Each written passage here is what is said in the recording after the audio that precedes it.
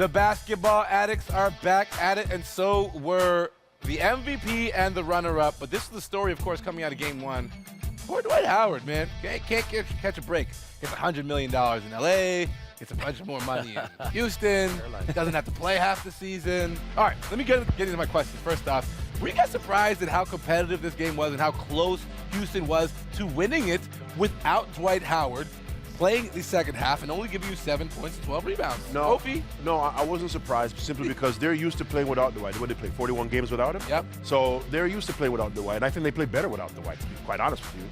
Agreed. I'm not surprised that this is competitive. I mean, this is James Harden, a guy who probably feels he should be the MVP, facing the guy who beat him, right? Yep. So it's a little bit, I feel like he won't say it, but it's personal for him. A little personal for him. I mean, these two teams, though, I mean, you're looking at a team that's breaking records, depth to the nth degree. They're really not that different, though. If you look at the style of play with the two of them, they're not that different. They both have, like, an array of three-point shooters. They have a minimal inside game. They're kind of mirrored. Drew, you're agreeing with this, that the supporting cast for both these teams are equal? It's pretty even, but the thing is, I mean, if they're not gonna post up Dwight, I think they're fine.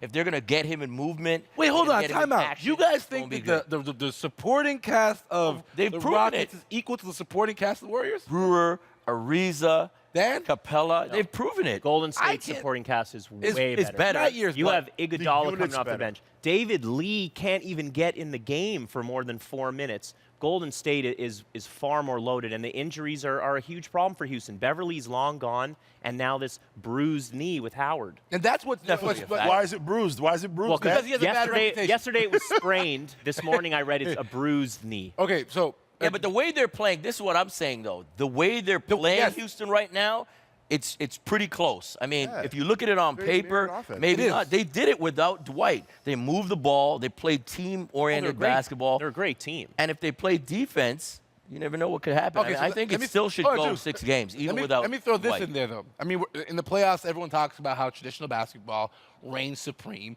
Dwight Howard helps them become a more traditional basketball team, but you guys talked about it. They play better when he's not on the court. So are you surprised at the success of going small for Houston? And do you enjoy watching these two teams with their different style? They kind of go small and play really fast in the playoffs. Yes. That's the way the NBA is right now. It's changing. The whole game's changing. The traditional center is not really a factor anymore. But I'm an old school guy. I really still believe in having that guy in the post.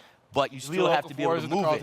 Yeah, but you still got to be able to move it. Carl Towns, he's a guy who can shoot it, step out and shoot the 15-footer. Yeah. So the game is just evolving. I think we'll see. But are you enjoying this? It's exciting. It's great. I mean, I talked about Curry. I mean, it's incredible just watching that guy play the game. Harden the same way. He gets to the hoop.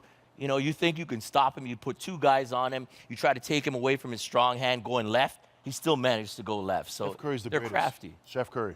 Amazing. Curry. Chef Curry. All right. Now, one of the things that strikes me is, I mean, if Houston were able to use Dwight in a traditional role, I think they could do things to Golden State in terms of post-up, putting their bigs in trouble, slowing the game down.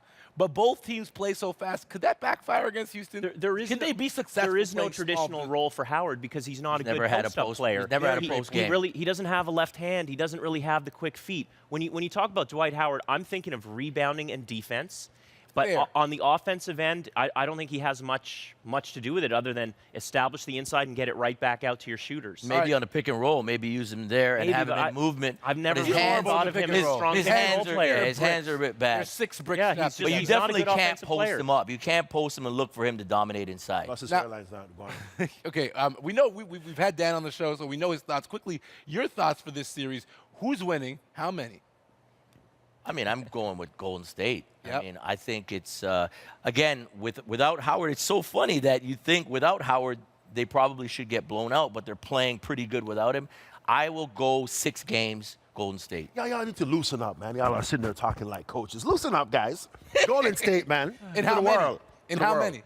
In 5. In 5. 5. Okay, all right. Quick at least we're on the same side. Okay. Looking like 5. I want to throw something at you guys. Draymond Green, very good basketball player. He's good against himself. Is he? He's turned into one. I mean, look at the numbers on the paper. Yes, and he's about to become a very rich person in free agency. Is he? But is he kind of throwing the other teams off? Because he's talented, but there's also all this extracurricular stuff He's like a good Dennis Rodman. I love it. Wow. He's like I a love good the guy. Dennis Rodman. Yeah. Because I saw what he did to Ariza when he fell over. I that saw was- it. that was- Oh yes, he did. that But was he- not a basketball. But he did it in a way where it's like, okay, well, ref, okay, well, let me pulled him. just, agitate him a little bit. Oh no, Slap I him didn't up do a anything. bit. The He's a guy's Dennis incredible. Rodman. The guy's incredible. I mean, he's the glue guy of that team. Does it all on defense. Can hit threes. Can take it inside. I mean, what a steal. Yep. Second round draft pick. Shave up. He needs to Watching shave him in off. Michigan State, never thought in a million years he'd turn out to be the player. But when you find your niche and you can kind of have that charisma, I think that's amazing for the NBA.